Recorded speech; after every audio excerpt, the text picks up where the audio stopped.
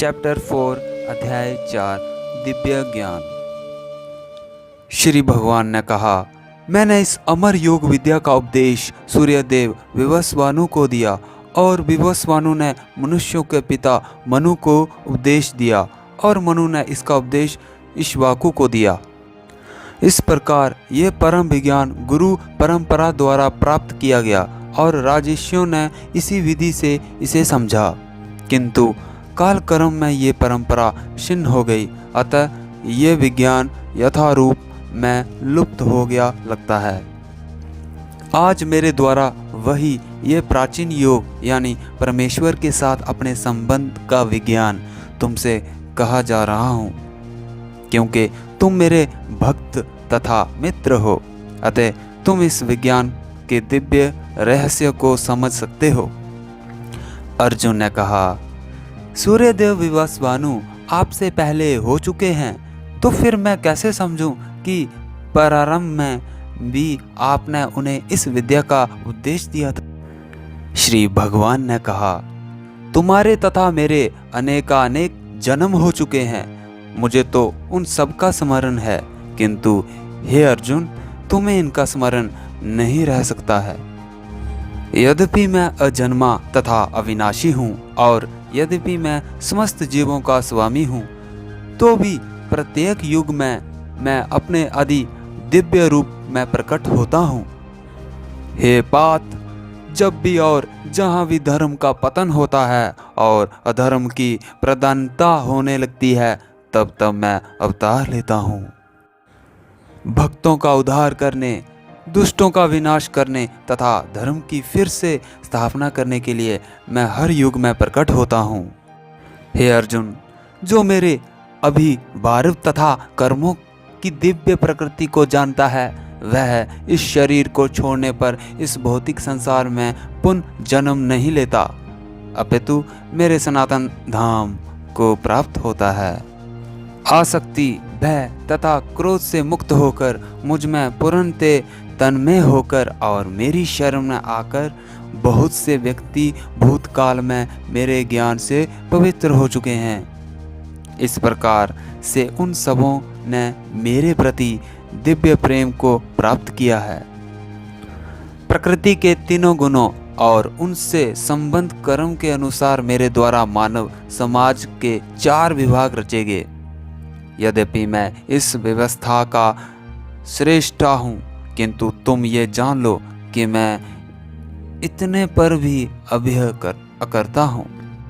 मुझ पर किसी कर्म का प्रभाव नहीं पड़ता, ना ही मैं कर्मफल की कामना करता हूँ।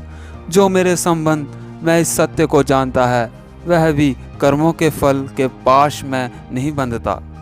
कर्म क्या है और अकर्म क्या है, इसे निश्चित करने में बुद्धिमान व्यक्ति भी मोहग्रस्त हो जाते हैं। अतएव मैं तुमको बताऊंगा कि कर्म क्या है, जिसे जानकर तुम सारे अशुभ से मुक्त हो सकोगे। कर्म की बारीकियों को समझना अत्यंत कठिन है, अतः मनुष्य को चाहिए कि वह यह ठीक से जाने कि कर्म क्या है, विकर्म क्या है और अकर्म क्या है। जो मनुष्य कर्म में अकर्म और अकर्म में कर्म देखता है, वह सभी मनुष्यों में बुद्धिमान है और सब प्रकार के कर्मों में प्रवृत्त रहकर भी दिव्य स्थिति में रहता है। जिस व्यक्ति का प्रत्येक प्रयास इंद्रिय तृप्तियों की कामना से रहित होता है, उसे पूर्ण ज्ञानी समझा जाता है। उसे ही साधु पुरुष ऐसा कर्ता कहते हैं, जिसने पूर्ण ज्ञान की अग्नि से कर्म फलों को भस्म सातु कर दिया हो। जो पुरुष प्रकृति के गुणों के प्रति अनासक्त है और जो दिव्य ज्ञान में पूर्णतया स्थित है, उसके सारे कर्म ब्रह्मा में लीन हो जाते हैं। जो व्यक्ति कृष्ण भावनामृत में पूर्णतया लीन रहता है, उसे अपने आध्यात्मिक कर्मों को योगदान के कारण अवश्य ही भगवत धाम की प्राप्ति होती है, क्योंकि उसमें हवन आध्यात्मिक होता है और हवि भी आध्यात्मिक होती है। कुछ योगी विभिन्न प्रकार के यज्ञों द्वारा देवताओं की भली भांति पूजा करते हैं और कुछ पर ब्रह्मा रूपी अग्नि में आहुति डालते हैं। अन्य लोग भी हैं जो समाधि में रहने के लिए श्वास को रोके रखते हैं। वह अपान में प्राण और प्राण में अपान को रोकने का अभ्यास करते हैं और अंत में प्राण अपान को रोककर समाधि में रहते हैं। अन्य योगी कम भोजन करके प्राण में ही आहुति देते हैं। ये सभी यज्ञ करने वाले यज्ञों का अर्थ जानने के कारण पाप कर्मों से मुक्त हो जाते हैं और यज्ञों के फल रूपी अमृत को चख कर परम दिव्य आकाश की ओर बढ़ते जाते हैं। हे अर्जुन, जब यज्ञ के बिना मनुष्य इस लोक में या इस जीवन में ही सुखपूर्वक नहीं रह सकता, तो फिर अगले जन्म में कैसे रह सकेगा? तुम गुरु के पास जाकर सत्य को जानने का प्रयास करो, उनसे विनती होकर जिज्ञासा करो और उनकी सेवा करो। महान सिद्ध व्यक्ति तुम्हें ज्ञान प्रदान कर सकता है, क्योंकि उन्होंने सत्य का दर्शन किया है।